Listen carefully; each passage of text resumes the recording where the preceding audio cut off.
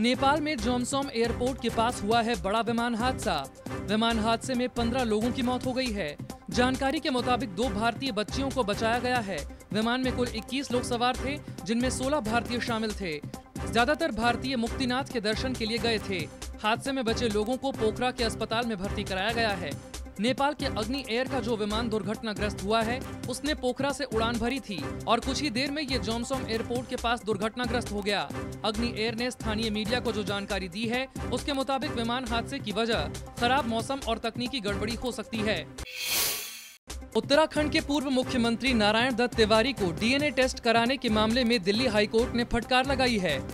High court ने तिवारी से पूछा है कि वो 2 दिन में बताएं कि अपनी मर्जी से खून के नमूने जांच के लिए देंगे या नहीं, या फिर कोर्ट को पुलिस का सहारा लेकर जबरदस्ती उनका ब्लड सैंपल देने के लिए मजबूर होना पड़ेगा। हाईकोर्ट ने तिवारी को ये भी निर्देश दिया कि वो डीएनए टेस्ट के लिए ब्लड सैंपल दिए बगैर देश छोड़कर बाहर नहीं जा सकते। अब उन्होंने साफ कह दिया है कि या तो आप अपनी स्वेच्छा से आए, 2 दिन के अंदर। उनके वकील 1 हफ्ता 2 हफ्ता, उन्होंने कहा आपके पास बहुत साधन है कम्युनिकेशन, इतने बड़े व्यक्ति से आप ईमेल से कर लीजिए, फोन पे कर लीजिए, मोबाइल पे कर लीजिए, 1000 तरीके हैं। आप आज रात तक कम्युनिकेट कर लीजिए, उनसे वार्तालाप कीजिए और उनका सीधा जवाब कोर्ट को 2 दिन में, यानी कि परसों दोबारा कोर्ट में दीजिए सामने सबके, कि वो स्वेच्छा से आते हैं या मैं पुलिस फोर्स का इस्तेमाल करूं। हाल ही में दिल्ली हाईकोर्ट ने रोहित शेखर की याचिका पर तिवारी के खिलाफ फैसला देते हुए उन्हें जल्द से जल्द ब्लड सैंपल दिए जाने के निर्देश दिए थे। उसके बाद तिवारी ने सुप्रीम कोर्ट में गुहार लगाई थी, लेकिन सुप्रीम कोर्ट ने भी दिल्ली हाई कोर्ट के फैसले पर मुहर लगाते हुए तिवारी को जल्द से जल्द डीएनए टेस्ट के लिए ब्लड सैंपल दिए जाने का निर्देश दिया।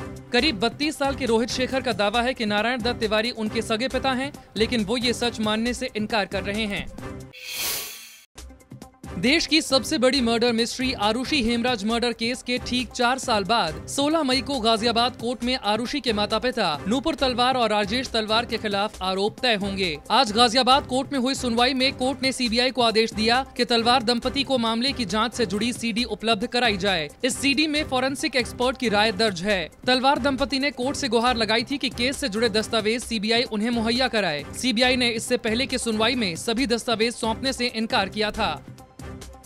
सीडी की रिपोर्ट्स हैं उनको भी देना बाकी है, तो सीडी की रिपोर्ट्स जो चूँकि सील हैं वो सभी कल तक कोर्ट में दाखिल कर दी जाएंगी और वहाँ से उसको ओपन करके उनकी कॉपी उनको दे दी जाएंगी।